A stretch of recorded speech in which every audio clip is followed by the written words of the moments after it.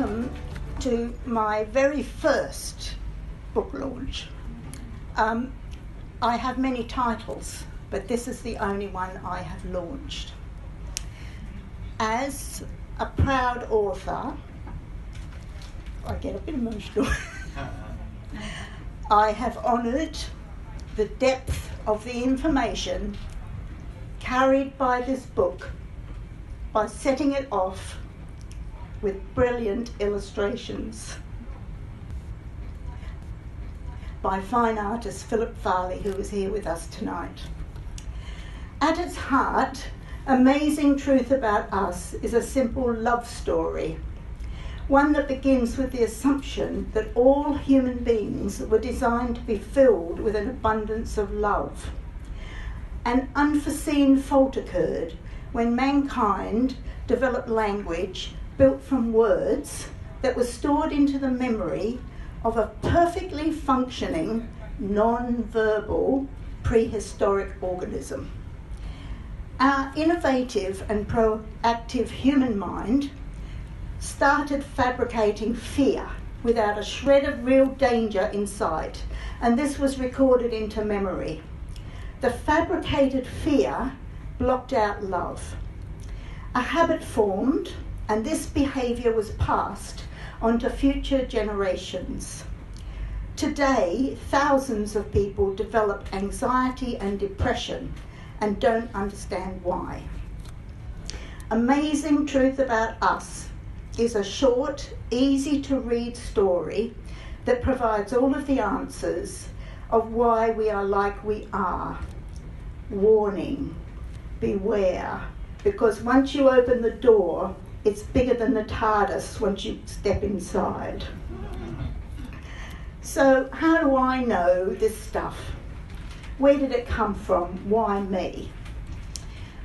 I was born with unusual abilities and was 12 before I realised other kids didn't see the world the way I did. As if some filters were missing and I picked up too much information from the world around me. For example, at odd times, my body would fill with painful emotions without a reason. It didn't make sense and was very confusing for a young child. It often took me to the brink of madness.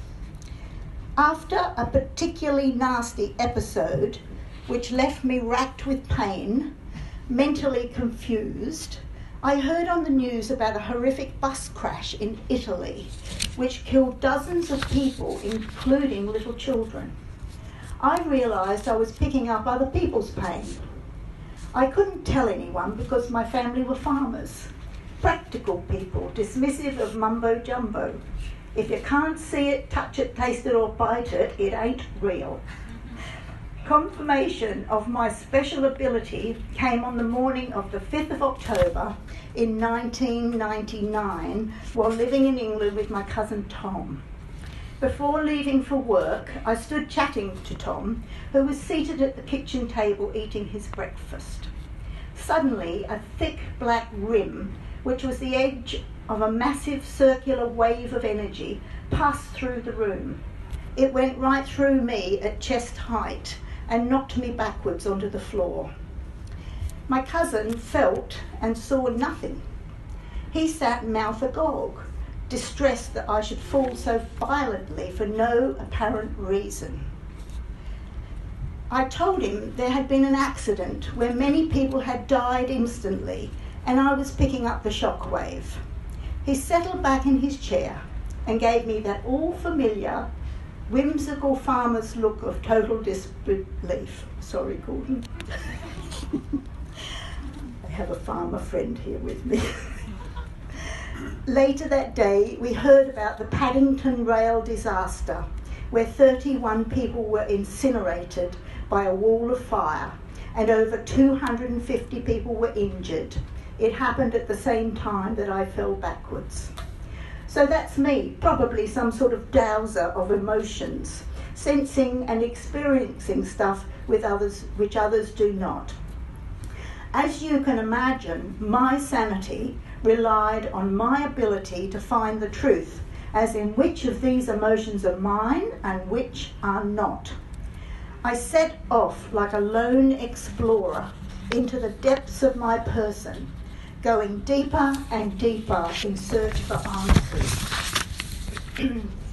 I strongly needed to know the truth and invested my life into studying how our emotions and feelings work within our system. What I discovered kept me sane and healed my tormented emotions. So what did I discover? I discovered that most of us follow a bog standard pattern. Therefore, understanding my own pathway meant I could guide others. There isn't any mystery to it, but it's still a complex process. I discovered that all people, including myself, run on half-truth and half-fabrication. This isn't about being devious. It's because we have a fantastic mind that works at brilliant speed, making millions of decisions every second just to keep us alive. Unfortunately, our memory stores the truth with the half-truth together. This is our human dilemma when we search for the truth. We can access truth for our body, but only when our emotions are perfectly balanced. I discovered how hard our organism works to prevent us from seeing the truth, and how hard we must work to get past its guards. I discover it's one big test to force us to mature. I discovered we are formed in two parts, working in opposition to each other. One part is only interested in keeping us alive, and the other part, is a creative explorer, which doesn't quite work, as the explorer often upsets the part that wants to keep us safe. I discovered there are rules of play built into our organism, millions of years back and held in our DNA. That's why life is a puzzle until we get the rules right. Understanding and knowing how to follow the rules is all there is to know. Learning to follow these rules enabled me to assist others walk out of depression without the use of medication, exchange a life of anxiety for one of peace and tranquility without the use of medication. I encourage people with bipolar to stop their habitual mood swings by finding a point of emotional balance, all without medication. What I do works. Can I prove it through research? No, I can't. Watching the changes in the client is good enough for me. So how do I capture what I know for future generations? I started writing in 1994, and over the years turned out several great titles. However, I found I couldn't fully articulate how to guide clients to the desired results. That's why my other titles have not been launched. Something important was missing, so I continued to search for answers. In 2014, information came from an unexpected source. Catalyst ran a series of programs about how human beings are symbiotic organisms formed from bacteria in human cells, living as one organism for survival. And that bacteria have 10 times more DNA in our body than human cells, which could very well mean the human part of us is not the boss. A series of aha moments went flooding through my brain. At last, my missing link. I already knew what our parts did, which parts sabotage our attempts to change, and which parts must be respected at all times, which parts to trust and which parts not to trust. I've been teaching my clients this stuff for 25 years. I just didn't know I was teaching them the difference between communicating with bacteria and communicating with human cells. What a blowout that was for my mind. Let me introduce a couple of characters from my work prior to finding out about us being symbiotic organisms. These characters have been helping me guide clients since 1989. I'll also show how they have morphed into new characters that are in Amazing Truth About Us. Please meet Major Smelly.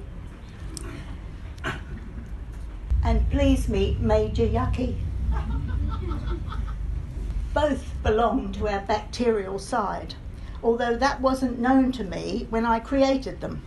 I'm still fascinated by my choice of name for Major Smelly, the part of us that works through our gut. So part of me must have known all about bacteria way back then. Major Smelly looks after status quo by not allowing us to change. This part of us is very sneaky and can override us in the flash of a second. Major Smelly has morphed into Habitu, the part of us that encourages us to form habits to keep us on a predictable pathway, just to keep us safe.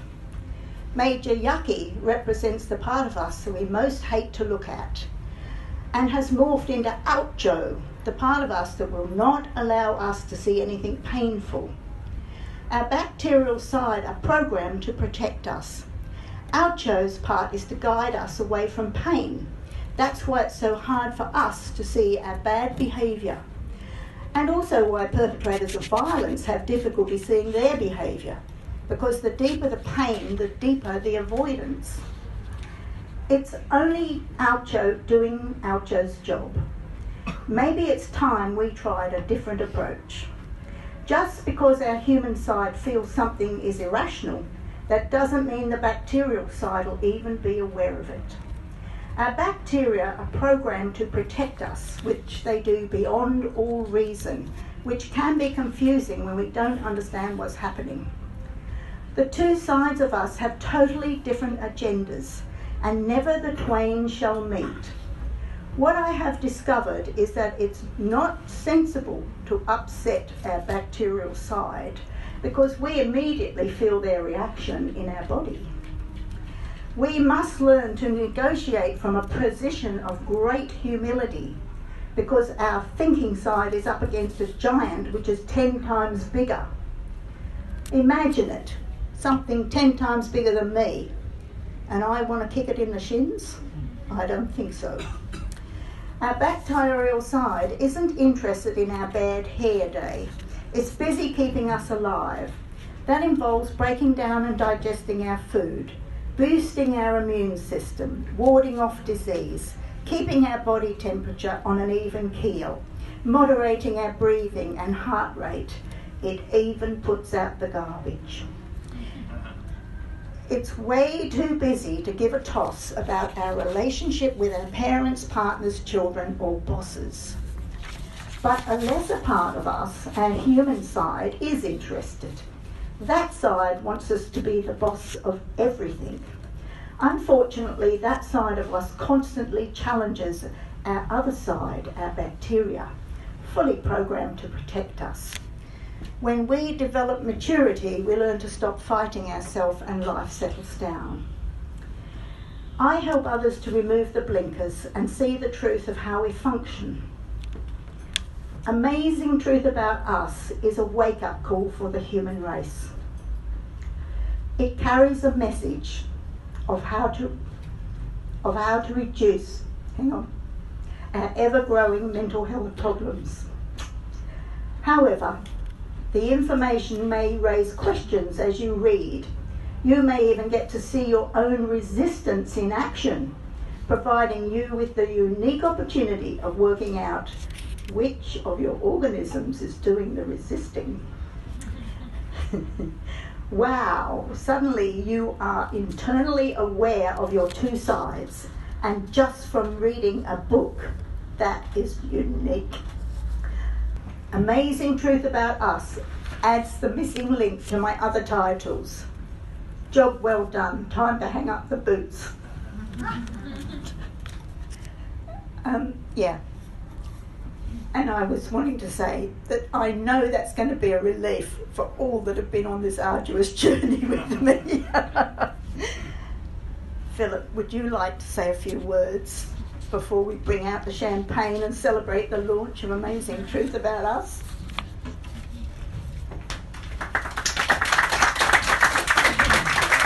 I should just fill in just the background on how Lynne came to be a friend of mine. I do run art classes from home, and we have a bit of fun doing that, mind you. And I think I was talking to someone earlier about art therapy. It's all a bit trendy, and I think art classes are very much like that. I guarantee people learn new skills, but it's good for the brain to learn, do that, and we socialise at the same time. So conversation about this project or calling or gift or whatever Lynne needs to do came up many times in our crazy conversations we have during art classes, and obviously at some stage with my skills, I've got to help Lynne out with the project. So I supply a bit of colour and movement for her book, challenging as that was, and her brief was interesting, but and maybe she can explain how some of the images relate, but we're talking about subject matter that's pretty trendy at the moment. There's a lot of books there on gut bacteria. I've got quite a few at home myself. Mr. Michael Mosley, I'm very much a fan of him. And so this is looking at the whole spectrum of gut bacteria in their health and immune systems from a different point of view altogether. So well done, Lynne, on your project. As I said, it's a bit of a calling. This is somewhat her legacy, and I'm happy to be part of it. And really, I'm up here saying, this is me. If you want to talk about any of the artwork, I can help you there. But otherwise, nice to meet you all, and we'll have a chat later on. And well done, Lynne.